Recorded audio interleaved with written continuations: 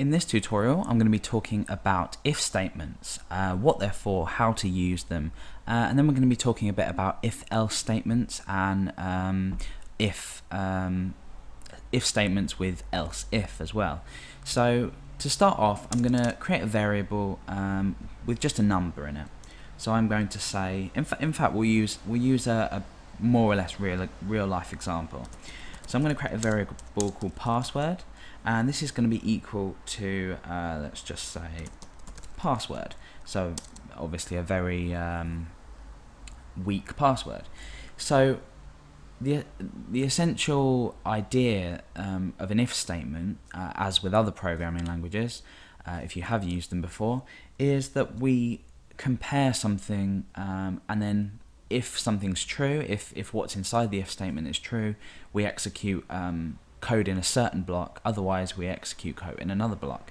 So what I'm going to do is I'm going to start by creating the syntax sort of involved with the if statement in PHP. So it's if, and then our comparison goes inside our brackets, and then we create the block, whereas if what we write in here is true, we execute this code.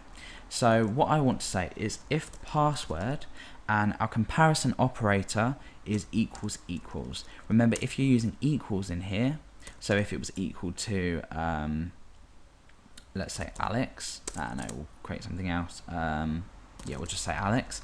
If password equals Alex, now what this is doing is assigning it. So remember always to use the double equals. This is really, really important. Otherwise your code will work, you just won't receive the results you are trying to achieve. So if password equals Alex, echo, this is the correct password. Now what I've done is, you can see I've created if, I've started my curly bracket here, I've ended my curly bracket here, and I've put a bit of indentation just so everything's easy to read. So the way this is going to work is if the value of password, which at the moment is just password, equals, so double equals Alex, then we echo this text out. So at the moment, if I open up my browser, I've got my page already here, index.php, and I refresh, we're not going to see anything. And the reason being is password doesn't equal Alex, so we're not echoing this out. Now, if we were to, for example, change this to Alex, we will obviously have a comparison true, so this will equal true, therefore everything inside here will be executed. So we press refresh, this is the correct password. So something has clicked, this is true, we've executed this. Simple. Let's change this back to password, and now let's take this a step further. I'm going to say else. Now inside here I want to say this is the wrong password. Now what's going to happen now is we're going to make a check here. So if password equals Alex, correct password, everything's fine. Otherwise, meaning if password equals anything else, then we can echo out this. So at the moment password does equal something else, so we're hoping to execute this block. Let's have a refresh. This is the wrong password. Now again, if we change this to Alex and refresh, this is the correct password. Okay, now let's just take this into a completely different example.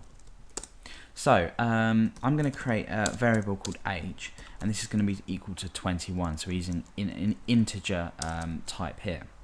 Now what I'm going to do is I'm going to create an if-else, but with an if-else and then else-if.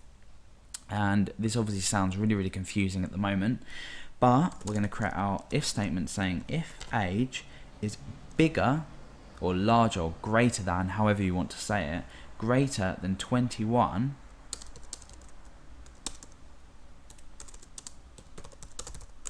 echo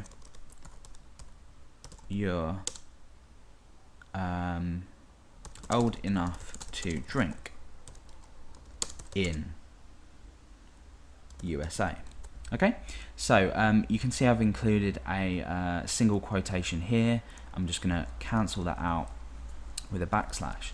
So if age is bigger than 21, you're old enough to drink in the UK. Now this is actually incorrect at the moment. I need to say greater than or equal to. Now we don't need to use a double equals, we can just say greater than or equal to. This basically means if it's greater than or equal to, so simple. Now if I was to refresh now, you're old enough to drink in the USA. What if I was to change this to 18? Refresh, nothing. Now what I want to do is I want to say else echo you're not old enough to drink in the United States of America. Absolutely fine. Let's cancel that out again.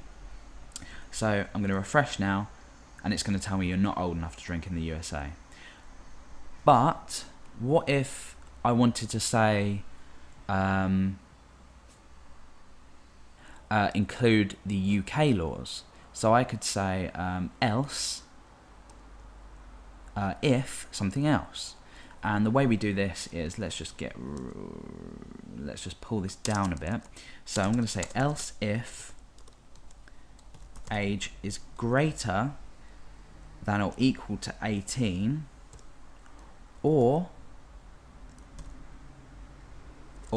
and in fact no, we can keep it at that. So if age is greater than or equal to 18, echo you're old enough to drink in the UK. So let's just again get rid of that. So this is how the program works so far. If age is greater than or equal to 21, you're old enough to drink in the USA. Else, if age is greater than or equal to 18, you're old enough to drink in the UK. Else, you're not old enough to drink in the USA or the UK. Now let's just test how this works. Let's just say the person was 11 years old. Let's refresh. You're not old enough to drink in the USA or the UK. Now let's change the age to 18. We should return you're old enough to drink in the UK. You're old enough to drink in the UK. If we were to change this to 22, you're old enough to drink in the USA. Now obviously this should read and the UK. So refresh. So what we've done with if statements, if else statements, and else if statements, or if else if, what we've basically done is we've created a small program to take into consideration the ages of this person or the age of this person and echo out the appropriate result. So that's basically if statements and everything that follows.